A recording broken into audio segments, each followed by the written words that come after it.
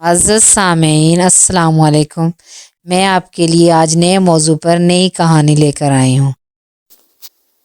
घर से एयरपोर्ट तक, जहाज़ में बैठने तक, सीट बेल्ट बांधने और जहाज़ के उड़ान भरने तक तो मम्मा की दर्जनों नसीहतें और यादहानियाँ दिमाग में गर्दिश करती रहीं। खाना ठीक से खाना, अला बला चीज़ों से दूर रहना, दूध रोज़ाना पीना। मैंने आसफा को बता दिया है कि तुम दूध पीने की चोर हो, वो निपट लेगी तुमसे। तमीज़ तहजीब से रहना। बेशक ताया का घर है, मगर फिर भी किसी भी रिश्तेदार के घर जाना हो तो इनके साथ जाना। खबरदार जो अकेली कोई एडवेंचर करने की कोशिश की।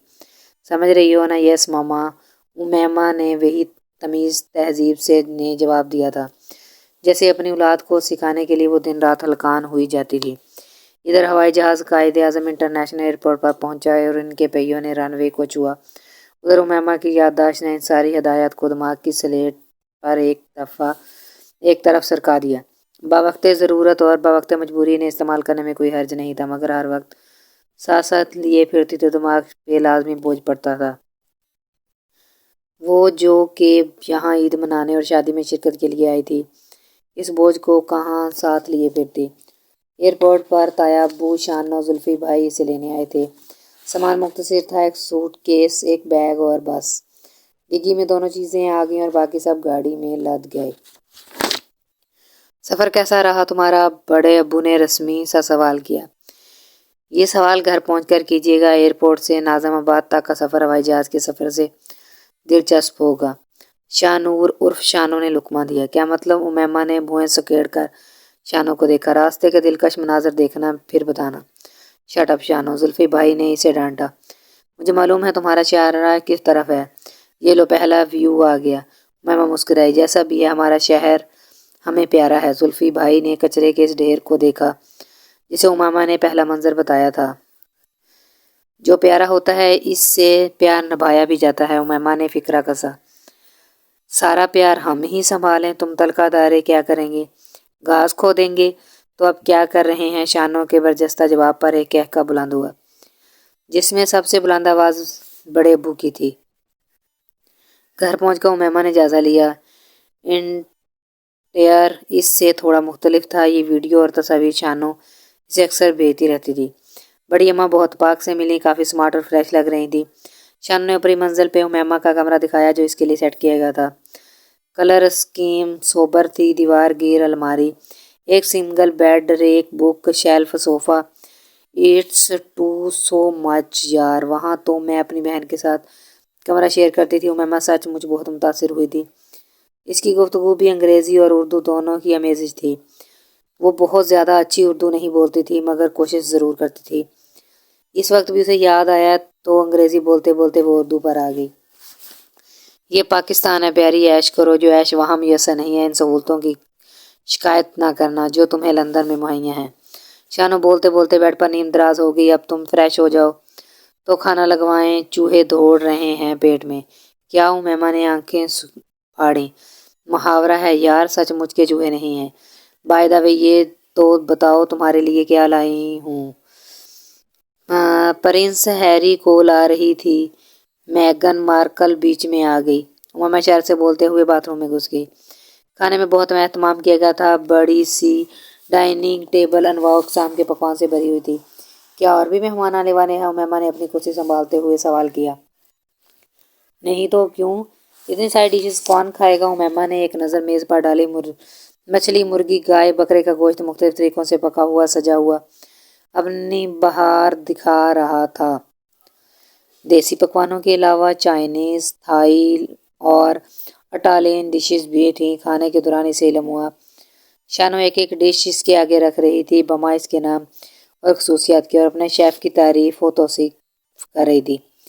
मैंने तो सुना है यहाँ की इकानमी की हालत बहुत ख़राब है और बहुत ज़्यादा महंगाई है। फ़िश का टुकड़ा खाते हुए उमैमा ने सवाल किया। वो तो है, पर एक तबका हमेशा ऐसा होता है मुल्क में जो इन सब मसाइल से बेनियाज होता है। बड़े अब्बू का लहजा फ़लसफ़ियाना था। और वो कौन सी क्लास होती है, लंदन जैसे शहर में तालीम हासिल की है, फिर भी ये सवाल पूछ रही हो। डिग्री और तालीम का अक्ल जहानत से क्या ताल्लुक? शानो ने फुलझड़ी छोड़ी। शानो, बड़ी अम्मी ने तनबीही निगाहों से बेटी को देखा। शानो डेयर अपने पर्सनल एक्सपीरियंस हर एक पर अप्लाई ना किया करो। उमैमा ने बेहद सुकून से बोलते हुए कोल्ड ड्रिंक का घूंट भरा। वाह, जुल्फी भाई ने बेसाख्ता इसकी तौसीफ की थी और अपनी बहन को मुखातब किया, शानो अब तुम्हारी खैरियत इसी में है कि खामोश रहो, खाने के लिए भी मुंह ना खोलूं? शानो ने बेहद शराफत और मासूमियत से सवाल किया था। अगला पूरा दिन ही तकरीबन सोते हुए गुजरा था। रात गए उठी तो फ्रेश होकर फिर अपना सूटकेस खोला था। अम्मी जान के दिए हुए तोहफ हकदारों यानी बड़े अब्बू, बड़ी अम्मी, शानो, जुल्फी भाई को देने के लिए बार वो शानो के सर हो गई थी। खड़ी हो जाओ, वॉक करने चलते हैं, बाहर मच्छर बहुत हैं, घर बैठो आराम से। शानो एक नंबर की कायल और सुस्त अलवजूद थी। इसका बस नहीं चलता था कि एक कमरे से दूसरे कमरे में जाने के लिए भी सवारी इस्तेमाल करे। उठो, मेहमान ने इसका शाना हिलाया।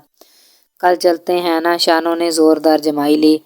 कल कभी नहीं आती, बस आज, अभी और इसी वक्त, फौरन मेरे पीछे पीछे आ जाओ। उमैमा एक बार फिर इसे झंझोड़कर बाहर की जानब चल दी थी। पीछे से शानो आवाज़ लगा रही थी, ए मैम साहब, सुनो तो, रुको तो। मगर उमैमा अपने दोनों कान बंद किए गेट की जानब चलती चली गई और बाहर निकलकर अभी नुक्कड़ तक नहीं पहुंची थी, पीछे से शानो दौड़ती हुई आ गई। तुम्हें वॉक करने का इतना शौक क्यों है? अच्छी भली स्मार्ट तो हो। फूली हुई सांसों को हमवार करते करते शानो बोल रही थी। मैं आइंदा भी स्मार्ट रहना चाहती हूँ। उमैमा चलते चलते रुक गई और गर्दन ऊंची करके इस मकान का जायजा लेने लगी जो बड़ी शान से सर उठाए सामने खड़ा था। स्ट्रीट लाइट्स के अलावा वो मकान के बाहर लगे इक्का दुक्का सेवर भी जल रहे थे। फिर भी ये रोशनी पूरी तरह इस इमारत को अहाता करने में नाकाम थी। दरख्तों के साए दीवारों पे ये किसी चुड़ैल के बालों की तरह फैले हुए नजर आ रहे थे। मेहराबदार खिड़कियों के पट बंद थे। बालकनी की रेलिंग रोशनी में चमक रही थी। घर के हाथों में मौजूद फूलदार बेलें दीवार के बाहर लटक रही थी। इन दीवारों के ऊपरी जानब कदीम तर्ज की सीमेंट्स की जालियां थीं। ये किसका घर है? काफ़ी मुख्तलिफ और पुराना है।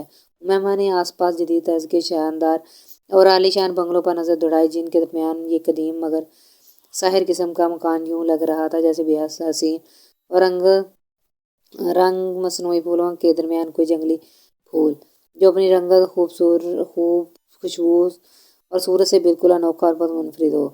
बात सुनो, ये भूत बंगला है और यहाँ चुड़ैलें रहती हैं। जल्दी निकलो यहाँ से।